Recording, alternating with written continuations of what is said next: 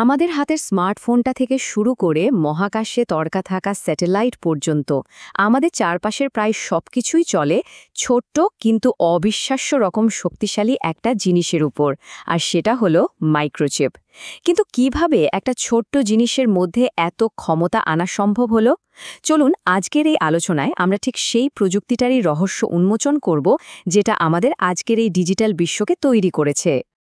প্রযুক্তির এই যাত্রাপথটা একবার ভাবুন তো। একদিকে ছিল এক কম্পিউটার, যেটা কিনা একটা আস্ত ঘর দখল করে নিত, আর তার জন্য লাগতো একটা ছোটখাটো শহরের সমান বিদ্যুৎ। আর অন্যদিকে আজ আমাদের আঙুলের ডগায় এঁটে যাওয়া একটা চিপে রয়েছে কোটি কোটি ট্রানজিস্টর। মানে এই স্লাইডটা কিন্তু শুধু দুটো যুগের তুলনা নয়, এটা মানুষের বুদ্ধিমত্তার এক অবিশ্বাস্য লাভ। এই অসাধারণ প্রযুক্তিটাকে ঠিকমতো বুঝতে আমরা 5টা ধাপে এগিয়ে যাব। প্রথমে জানব এই বিপ্লবের মূল ধারণাটা কি। তারপর দেখব একটা চিপের ভেতরে থাকা শহরের মতো একটা গঠন। কথা বলবো এর আসল চালিকা শক্তি নিয়ে। এরপর জানব এটা তৈরির প্রায় জাদুকরী প্রক্রিয়াটা। আর সবশেষে সেই নীতিটা নিয়ে আলোচনা করব, যা এই সবকিছুকে সম্ভব করে তুলেছে। চলুন তাহলে শুরু করা যাক সেই অদৃশ্য বিপ্লবটা দিয়ে।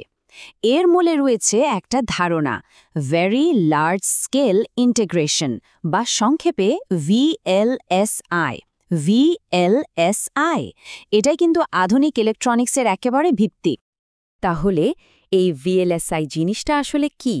একদম সহজ কথায় বললে এটা হলো লক্ষ লক্ষ, এমনকি এখন হাজার হাজার কোটি আণুবীক্ষণিক সুইচ বা ট্রানজিস্টরকে একটা ছোট্ট সিলিকন চিপের মধ্যে এঁটে দেওয়ার শিল্প। আর ঠিক এই একটা প্রক্রিয়ায় কিন্তু আমাদের আজকের শক্তিশালী পকেট সাইজের ডিভাইসগুলোকে বাস্তবে সম্ভব করেছে। এই স্লাইডটা দেখলে একটা দারুণ ব্যাপার চোখে পড়ে। সময়ের সাথে সাথে ইন্টিগ্রেশনের ক্ষমতা কিভাবে লাফিয়ে লাফিয়ে বেড়েছে দেখুন।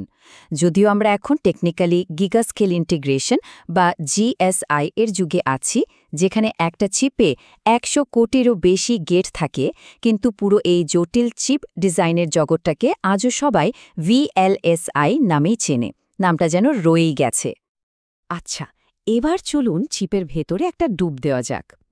এর গঠনটা কল্পনা করার সবচেয়ে ভালো উপায় হলো এটিকে একটা পিনের মাথার উপর তৈরি করা এক বিশাল জটিল শহর হিসাবে ভাবা, যেখানে প্রতিটা বাড়ি বা বিল্ডিং হলো আসলে একটা করে ট্রানজিস্টর।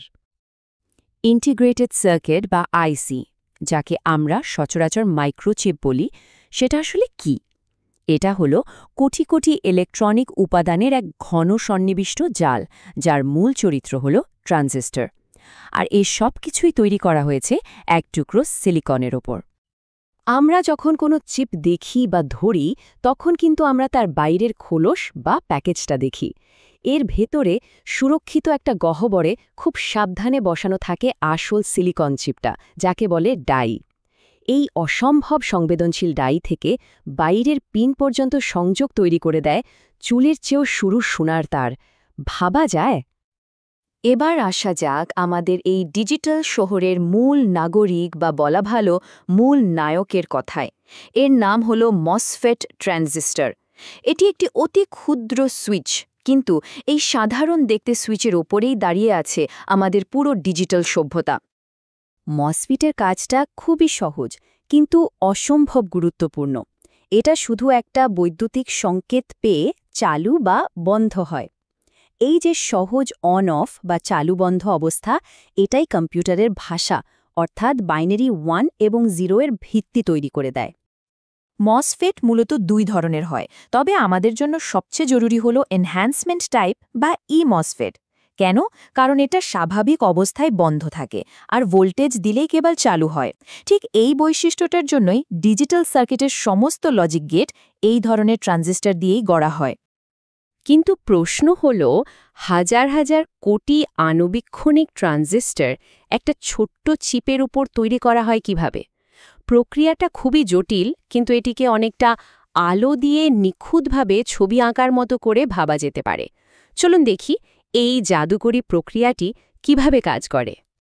এই প্রক্রিয়াটির নাম হল ফটোলিথোগ্রাফি। ভাবুন, একটা সিলিকন পাতের ওপর প্রথমে আলোর প্রতি সংবেদনশীল একটা রাসায়নিকের প্রলেপ দেয়া হয়। এরপর একটা নকশা বা মাস্কের মধ্যে দিয়ে তার ওপর অতি বেগুনি রশ্মি ফেলা হয়। যেখানে আলো পড়ে সেখানকার রাসায়নিক শক্ত হয়ে যায়, আর বাকিটা ধুয়ে ফেলা হয়। এভাবেই একটার পর একটা স্তর তৈরি করে সার্কিটের জটিল নকশা খোদাই করা হয়। চিপের ভেতর থেকে এবার চলুন আবার বড় পরিসরে ফিরে তাকাই। কয়েক দশক ধরে এই পুরো শিল্পটাকে এক অবিশ্বাস্য গতিতে এগিয়ে নিয়ে গেছে একটা পর্যবেক্ষণ, যা পরিচিত মুরের আইন বা মোর্স ল নামে। ১৯৬৫ সালে ইন্টেলের সহ-প্রতিষ্ঠাতা গর্ডন মুর এই পর্যবেক্ষণটি করেন। এটা কিন্তু প্রকৃতির কোনো নিয়ম ছিল না, বরং ছিল একটা ভবিষ্যদ্বাণী। কিন্তু মজার ব্যাপার হলো, এই ভবিষ্যদ্বাণীটাই পুরো সেমিকন্ডাক্টর শিল্পের জন্য একটা লক্ষ্যমাত্রায় পরিণত হয়েছিল, যা তারা পূরণ করতে প্রায় বাধ্য ছিল। এর ফলাফল ছিল দুটো অসাধারণ ঘটনা। একদিকে কম্পিউটিং ক্ষমতার রকেটের গতিতে বাড়তে থাকলো, আর অন্যদিকে প্রতিটা ট্রানজিস্টর তৈরির খরচ কমতে কমতে প্রায় শূন্যের কাছাকাছি চলে এলো। আর ঠিক এ কারণেই আজ এত শক্তিশালী প্রযুক্তি সবার হাতের মুঠোয়। অগ্রগতির মাত্রাটা বোঝার জন্য চলুন একটু অতীতে ফিরে যাই।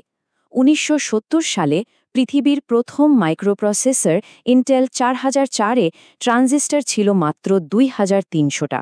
সংখ্যাটা মনে রাখা দরকার, কারণ পরের স্লাইডে যা আসছে তা সত্যি অবাক করার মতো।